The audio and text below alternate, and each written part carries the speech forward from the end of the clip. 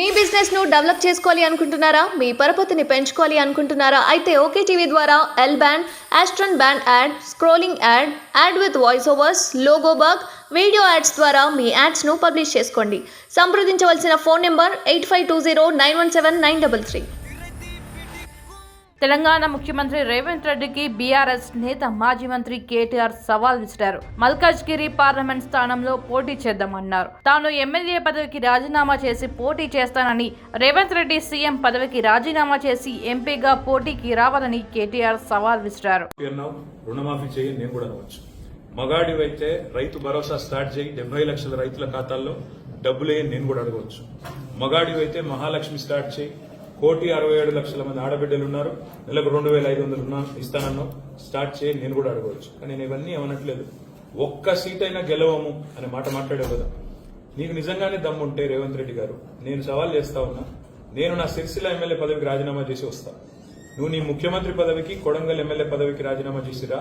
నీ sitting seat మల్కాజ్గిరిలో ఇద్దరం కొట్లాడదాం. ఆ ఒక్క సీట్లోనే తేల్చుకుందాం. ఈ రాష్ట్రం అంతా అతలాకుతలం చేయాల్సిన అవసరం లేదు. ఆ ఒక్క సీట్లోనే నేను వస్తాను మా పార్టీ తరఫున, నీ తరఫున నూరా, నీ కాంగ్రెస్ పార్టీ తరఫున. అక్కడ తప్పకుండా తేల్చుకుందాం. ఎందుకంటే ఒక్క సీటు గెలవను అని మాట్లాడుతున్నాం. మరి నీ మల్కాజ్గిరి పార్లమెంట్ సీట్లో అసలు ఎన్ని ఎమ్మెల్యేలు గెలిచింది కాంగ్రెస్ పార్టీ? గుండు సున్నా. ఎంతమంది కార్పొరేటర్లు గెలిచారు నీ మల్కాజ్గిరి పార్లమెంట్ పరిధిలో? కాబట్టి గెలుపు ఓటములు అనే వాటిని పట్టుకొని, దాన్ని ఎక్కువగా ఊహించుకొని, తన శక్తి సామర్థ్యాలు తాను ఎక్కువ ఊహించుకొని ఇవాళ మాట్లాడుతున్న రేవంత్ రెడ్డి గారికి నిజంగానే ధైర్యం ఉంటే, నిజంగానే దమ్ము ఉంటే, తెగువ ఉంటే నువ్వురా, కొడంగల్ ఎమ్మెల్యే పదవికి రాజీనామా చేయి, ముఖ్యమంత్రి పదవికి రాజీనామా చేయి. మన మల్కాజ్గిరిలో నీ పార్టీ అభ్యర్థిగా నువ్వురా, నేను కూడా నా ఎమ్మెల్యే పదవికి రాజీనామా చేసి నేను కూడా వస్తాను. అక్కడే తెచ్చుకుంటాను. ఇక మీడియా చిట్చాట్లో మాట్లాడిన కేటీఆర్, శుక్రవారం మేడిగడ్డ అన్నారం వెళ్తున్నామని, అన్నారంలో పవర్ పాయింట్ ప్రజెంటేషన్ ఉంటుందని చెప్పుకొచ్చారు. తమతో పాటు ఇరిగేషన్ నిపుణులు కూడా వస్తారని చెప్పుకొచ్చారు.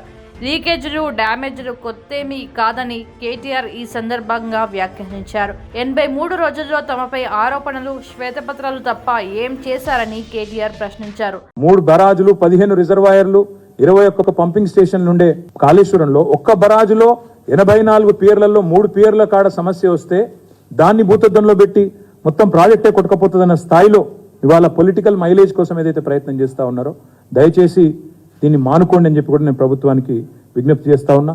మాట్లాడితే ఒకటే మాట, ఒకటే దుష్ప్రచారం వాట్సాప్లలో, సోషల్ మీడియాలో. బరాజ్ మొత్తం పోతుంది, బరాజ్ కొట్టుకపోతుంది, ఒక బరాజ్లో మూడు పిల్లర్లకు పగుళ్లు పడితే మొత్తం 1,00,000 కోట్లు వేస్ట్ అయింది. ఈ రకమైన చిల్లర ప్రచారం ఏదైతే ఉందో మానుకుంటే, ఈ పచ్చి అబద్ధాలు మానుకుంటే ప్రభుత్వానికే మంచిది. ఈ అబద్ధపు దుర్మార్గాలతో ఎక్కువ రోజులు నెట్టుకరాలేరన్న మాట కూడా నేను వారికి విజ్ఞప్తి చేస్తా ఉన్నా.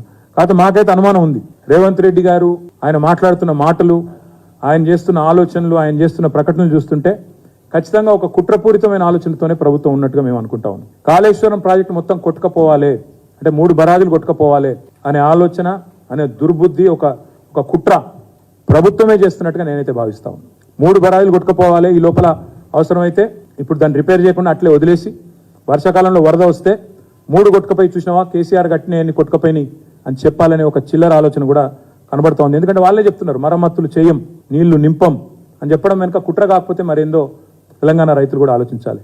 ప్రజాధనంతో కట్టిన ఈ బరాజ్ మరి ఒక చోట 84 పిల్లర్లు ఉన్న దానిలో 3 చోట్ల 3 పిల్లర్లలో ప్రాబ్లం వస్తే మీరు రిపేర్ చేయించండి, అవకాశం ఉంది. ఇంజనీరింగ్ నిపుణులను పంపించండి, ఇబ్బంది ఉంటే ప్రజలకు చెప్పండి. కానీ సోషల్ మీడియాలో చిల్లర ప్రచారాలు చేయకండి. కేవలం మీ క్షుద్ర రాజకీయాల కోసం, మీ రాజకీయ లాభం కోసం మేడిగడ్డను బలి చేయాలి అనే ఆలోచన ఏదైతుందో దీన్ని మానుకోండి. రైతులకు నీళ్ళు ఎట్లిద్దామో ఆలోచించండి.